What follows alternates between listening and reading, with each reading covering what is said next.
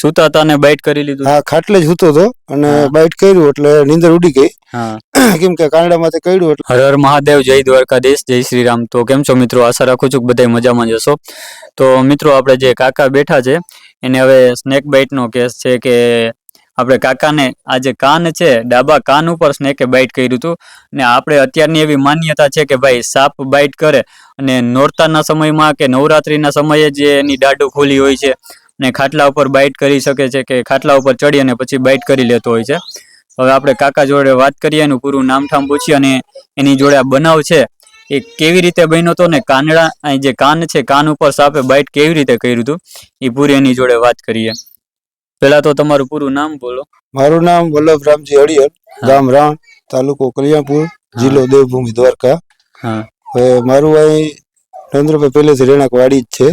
એટલે હું ખાટલે સૂતો હતો અને અંદાજે રાત્રિના 4:15 નો ટાઈમ હતો અને કાંડામાંથી બાઇટ કર્યું ડાબી સાઈડના.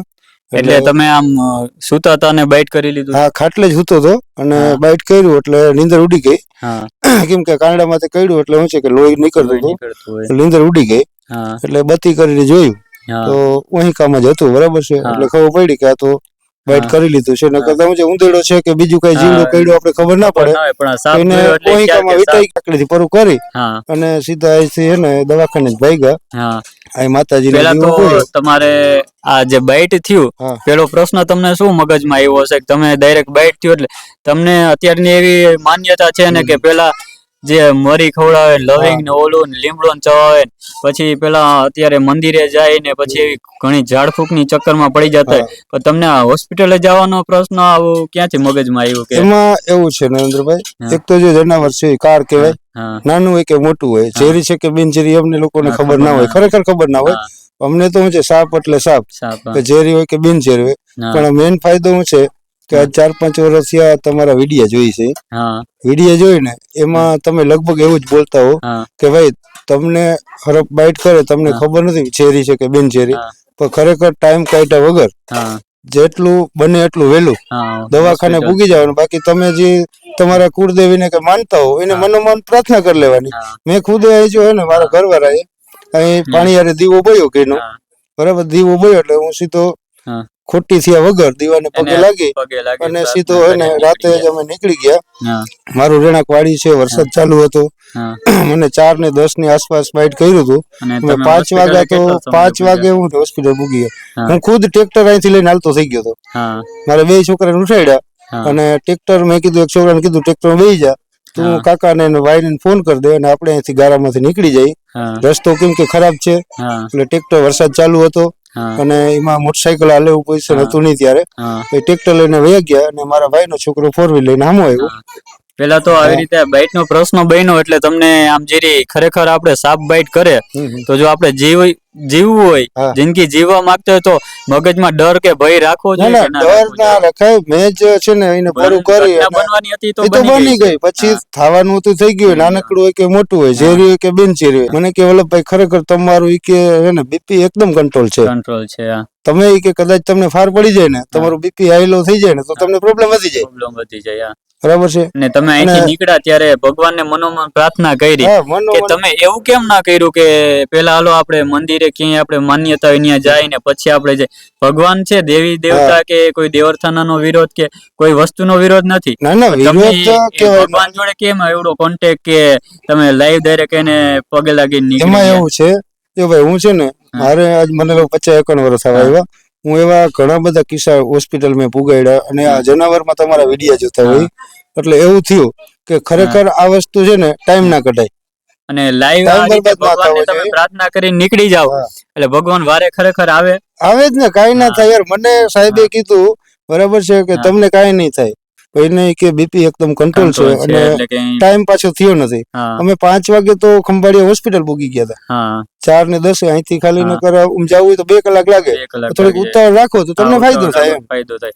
ને એક તો પેલા તો આપણે સાપ બાઈટ કરે એટલે ડર ન રાખવો જોઈએ કોઈ જાતનો, અને ભગવાન જોડે લાઈવ કોન્ટેક્ટ રાખીને નીકળી જવાનું. ભગવાનનું અત્યારના મનોમન પ્રાર્થના કરીને નીકળી જવાનું. અત્યારના સમયમાં આપણે હજુ ઘણા લોકો શું કરે છે કે પેલા મંદિરે જતા હોય છે, પણ ભગવાન ક્યારે કોઈને એમ નથી કહેતો કે ભાઈ તમે પેલા અમારી પાસે આવો પછી તમે હોસ્પિટલે જાઓ. તમે જે જગ્યા ઉપર હો, તમારા ઘરે બાઈટ કર્યું તો તમે જે માતાજીને કે મંદિર હોય અંદર એને 2 હાથ જોડીને એ જ સેકન્ડે નીકળી જાવ. એ તમે એક સારું કામ કર્યું કે તમારે જે ઘરની અંદર જે મંદિર હતું એમાં તમે પગે લાગી નીકળી ગયા.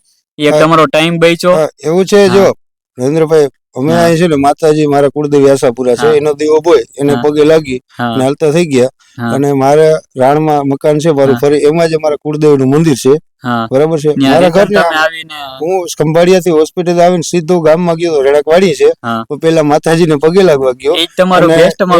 એના પછી અહીં આવ્યો, તાવથી અખંડ દીવો ચાલુ રાખ્યો. તો હું પાછો લગભગ આવ્યો ને, મને સવારના અહીંથી 4 વાગે નીકળ્યો. 20 તારીખ રાતના 4 વાગે અહીંથી 4:15 નીકળ્યો હતો. પછી 21 તારીખ બરાબર છે, 20 તારીખનો થોડીક રાત હતી, 21 તારીખનો આખો દી બરાબર. પાછો બીજે દી હું છે ને લગભગ મારા ખ્યાલથી 2-2:30 વાગે આવ્યો. પેલા મંદિરે ગયો, માતાજીને પગે લાગ્યો, નારિયેળ વધાર્યું, પછી અહીં ઘરે આવી, દીવો અખંડ હતો ચાલુ. એના પછી અહીં બધે તમે જે આ કામ કર્યું છે ને કે તમે જાતા સમયે ખોટો ટાઈમ વ્યસ્ત ના કર્યો, તમે ભગવાનને મનોમન જે પ્રાર્થના કરી ને એ તમારો ભગવાન લાઈવ તમારા કોન્ટેક્ટમાં આવી ગયા અને એ રૂબરૂ તમારી વારે આવી ગયા. અને જો આપણા ઉપર એવું કઈ પણ કપરો સમય આવે ને ભગવાનને ખાલી દિલથી મનોમન લાઈવ ભગવાનને પ્રાર્થના કરી દો ને, એટલે ખરેખર વારે આવે જ છે, એને વારે આવવું જ પડે. ખરેખર મેઇન ફાયદો તો છે, જો તકલીફ પડવાની હોય તો પડવાની જ છે, એમાં કઈ કોઈ પણ થોડુંક તમે શ્રદ્ધા રાખવાની. અત્યારના સમયમાં એવું છે ખોટો ટાઈમ 2-4 કલાક ના કરે. એવું કઈ ઝેરી જનાવર હોય તો હું છે 2-3 કલાકમાં તમારું પૂરું થઈ જાય. પછી તમે દવાખાને જાઓ તો ડોક્ટર શું કરે? ભલે ભગવાન રક્ષા કરે છે, તમારા કુળદેવી છે, કુળદેવી તમે જાઓ, તમે એને મનોમન યાદ રાખ, તમને દવાખાનાની કોઈ ના જ નથી પડતી.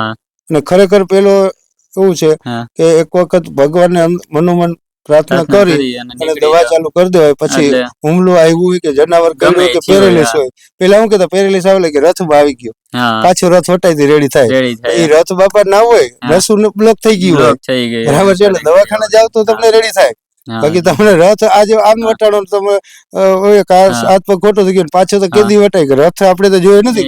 પેલાના માણસો કેતા આપણે જે તમને સાપ બાઈટ કર્યો હતો, સાપ તમે ફાઇનલ જોયો હતો, પછી ત્યાંથી આમ શું કર્યું હતું કે વયો ગયો એની રીતે કે તમે તગડી મેલ્યો, લાકડી તગડી મેલ્યો, ભાગી ગયો. અને પછી એની પાસે તમારી પાસે એનો ફોટો છે ને, તમે મને બીજી સવારે તે દી તમે હોસ્પિટલે ગયા, સવારે 7 વાગ્યો એટલે મને કોલ કર્યો અને તમે ફોટો મોકલો.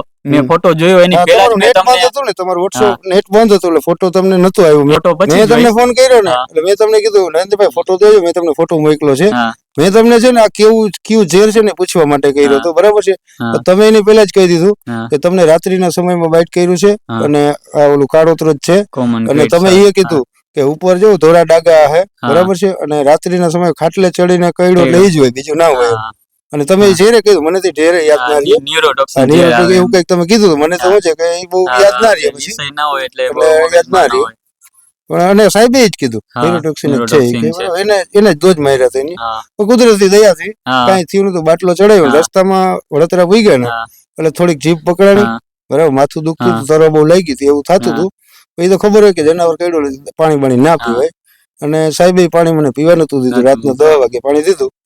પછી પણ બીજું કઈ આમ તો રેડી થઈ ગયું છે, ઉપરવાળાની દયા. તમારો મેન જે તમે અહીંથી ભગવાનને લાઈવ કોન્ટેક્ટમાં રાખીને પ્રાર્થના કરીને નીકળ્યા ને મનોમન, એ જ સારું કામ કર્યું. તમે ખોટો ક્યાંય ટાઈમ વ્યસ્ત ન કર્યો. કેમ કે જો કે બિનઝેરી સાપ હોય ને જો ટાઈમ વ્યસ્ત કરે તો હજી વાંધો ન હોય, પણ આવા ઝેરી સાપ ના બાઈટ હોય એટલે તો ટાઈમ ક્યાંય વ્યસ્ત કરવો જ ના જોઈએ. વધારે તકલીફ થઈ જાય ભાઈ, ડોક્ટર બિચારા શું કરે? એનું વધારે તકલીફ થઈ જાય ડોક્ટર. બાકી તો તમારા વિડીયો છે ને ખરેખર હું તો ઘણા વર્ષથી જોઉં, 3-4 વર્ષથી જોઉં.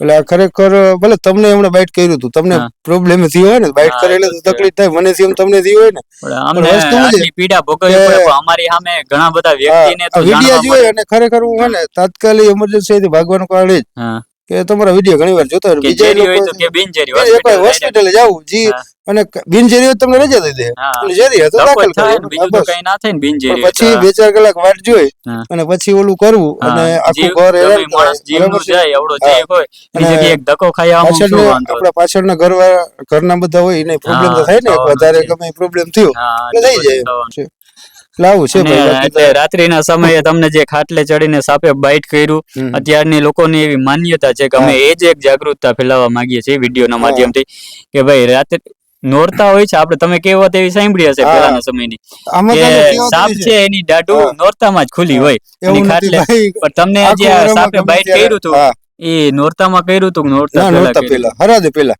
હા શરાદ પહેલા આમાં એવું છે જો જનાવર કોઈ પણ હોય એવું નથી આખા વારમાં ગમે ત્યારે દાઢ ખુલી જાય દાઢ એની બંધ છે ખુલી આપણે ખબર ના હોય પણ ગમે ત્યારે કઈડ જ છે માણસને બરાબર દબાઈ તો કઈડી લે એમ મારે ખાટલામાં હોય દબાણું એટલે કઈડું બધા વ્યક્તિ સુધી આપણે એ જ પહોંચાડવા માંગીએ છીએ કે ભાઈ સાપનું જો નોરતામાં એની દાઢું ખુલી હોય એવું હતું પેલાના કઈટા વાતો કરતા એને કોકે કીધું હોય વાત કરતા કે ખાટલેથી જનાવર કઈડે ને એટલે માણસની જિંદગી તો પછી મને ઊંઘરું ઘરનું ઊંઘરું અને ખાટલું બે હતું પણ ભગવાનની દયા કઈ નથી કઈ ન થાય એ એક તમારામાં જે હિંમત હતી ને તમે ભગવાનને મનોમન પ્રાર્થના કરીને નીકળ્યા ને જે ત્યાં પગે લાગી અને નીકળ્યા એ જ તમારો ને કોઈ પણ જગ્યાએ તમને બાઇટ કરે ને મનોમન ખાલી વિચારી લો કે ભગવાન મારી વારે આવજે મારી જોડે આવી બનાવ બન્યો છે હું આવીને માનતા પૂરી કરી જાય તમે 5,000 નું કે 25,000 નું કે 10,000 નું ખાલી આવી અને ન્યાયના જમાડી દો છોકરી જમાડી દો ગમે સેવાનું કામ કરી નાખો આવીને કરી નાખો એમ કહી દો આવીને કામ પૂરું કરી જાય એટલે ભગવાન તમારી વારે આવે ભગવાન બધાની વારે જ છે પણ આ શું છે વસ્તુ આ જીવડા છે બધા આપણે કેમ રહી છે એ રહે છે બરાબર છે એ દબાય એટલે બટકું ભરી લે છે આપણે જે એવી માન્યતા છે ખાટલે ચડીને બાઇટ કરે ને એ બચે નહીં પણ એ ગમે હિસાબથી બચી શકે પણ માણસ જો ભૂલ ખાય તો મિત્રો જો હાથે કરીને તમે ભૂલ ખાવ કે હવે જે કાકાને બાઇટ કર્યું હતી તુરંત પગે લાગી મનોમન પ્રાર્થના કરી ભગવાનને અને હોસ્પિટલ તરફ જતા રહીએ એ ખોટો ટાઈમ છે કોઈ જગ્યાએ વ્યસ્ત નથી કર્યો પછી ગમે એ જગ્યાએ ખાટલેથી બાઇટ કર્યું કે ગમે એ જગ્યાએથી બાઇટ કર્યું હોય તમે તુરંત મનોમન ભગવાનને પ્રાર્થના કરીને હોસ્પિટલ તરફ વયા જાઓ તો તમને કશું જ નથી થવાનું અને જો કે નોરતાની અંદર સાપની દાઢું છે એ ખુલ્લી હોય છે અને પછી આડા દિવસે એની બંધ હોય છે એવું નથી હોતું તો નોરતામાં તમને સાપ બાઇટ કરે ત્યારે જ એની દાઢું ખુલ્લી હોય છે એવું નથી હોતું અને જો કે કાકાને જો આડા દિવસે સાપે બાઇટ કર્યું હતું જો એને ટ્રીટમેન્ટ કરાવી લીધી એટલે કઈ વાંધો ન આવ્યો જો ટ્રીટમેન્ટ એને ના કરાવી તો ત્યારે પણ એનું ઝેર અસર કરવાનું જ હતું એવું તો નથી કે નોરતામાં જ દાઢું ખુલ્લી હોય ને કઈડે છે ને તો આડા દિવસે માણસને સાપ બાઇટ કરે છે તો શું કામ મરે છે તો આડા દિવસે તો એની દાઢું બંધ હોય તો ના મરવા જોઈએ ને માણસ તો આડા દિવસે ઘણા એવા કેસ છે કે આપણે મૃત્યુ પામી જતા હોય છે એટલે એ ખોટી માન્યતા છે કે ભાઈ સાપની દાઢ છે નોરતામાં જ ખુલ્લી હોય છે અને નોરતામાં સાપ છે એટલા નોરતાના સમય સુધી જે ખાટલા ઉપર ચડીને બાઇટ કરી શકે છે ને ખાટલા ઉપર ચડે એ વાત તદ્દન ખોટી છે ને મિત્રો જે કાકાને આપણે સાપે બાઇટ કર્યું હતું એ સાપ કોમન ક્રેટ નામનો સાપ છે અને આપણે ભારતમાં બીજા નંબર ઉપર આવેલો છે એકદમ બ્લેક કલરનો હોય છે ઉપર અમે તમને એનો ફોટો પણ બતાવીશું અને એના ઉપર વ્હાઈટ પટ્ટી ને એવું આવે છે અને એનું ગુજરાતી નામ છે કાળોતરો સાપ અને એમાં ન્યુરોટોક્સિન નામનું ઝેર આવે છે જેના બાઇટ પછી માણસ 2-3 કલાક પછી મૃત્યુ પામી જાય છે અને 2-3 કલાકની અંદર એનું ઝેર છે અસર કરવાનું ચાલુ કરે છે એટલે મિત્રો કોઈ પણ પ્રકારના સાપ કઈડે કોઈ પણ પ્રજાતિનો સાપ જો તમને બાઇટ કરે તો ભગવાનને મનોમન પ્રાર્થના કરી અને તુરંત હોસ્પિટલ તરફ ચાલ્યું જવું ખોટી અંધશ્રદ્ધામાં નહીં પડવું કે ખોટી ઝાડફૂંકની ચક્કરમાં ટાઈમ કોઈ જગ્યાએ વ્યસ્ત ન કરવો ભગવાનને લાઈવ કોન્ટેક્ટમાં લઈ મનોમન પ્રાર્થના કરી ને તમે જે જગ્યા પર ઉભા છો કે ત્યાં આજુબાજુ મંદિર નથી કે ભગવાનની છબી નથી કે એવું કઈ નથી કે એનું દ્રશ્ય નથી તો જે જગ્યા ઉપર ધરતી ઉપર ઉભા છે ધરતી માતાનું નામ લઈ એની ચાંદલો કરી ભભૂતિનો તમે જે ભગવાનને માનતા હો તમારું કુળદેવીનું નામ લઈ અને હોસ્પિટલ તરફ મનોમન પ્રાર્થના કરીને નીકળી જવાનું એટલે તમારો ક્યારેય વાળ વાંકો નહીં થવા દે ચાલો તો મિત્રો એટલું જ કહીને વિડીયો અહીંથી આપણે સમાપ્ત કરીએ છીએ ધન્યવાદ ખૂબ ખૂબ આભાર